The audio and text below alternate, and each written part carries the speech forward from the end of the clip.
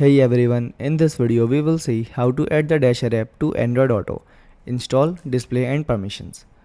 Note, the Dasher app does not officially work with Android Auto. You can use Google Maps or Waze on your car screen while using the Dasher app on your phone. Steps are: install the required apps. Open the Google Play Store, then install or update the Dasher app, then install or update Android Auto. Install Google Maps or Waze. Second step is connect your phone.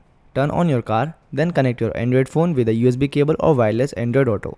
Then wait for Android Auto to open on the car screen. Third step is allow permissions. Open settings on your phone, then tap apps, then Dasher, then permission.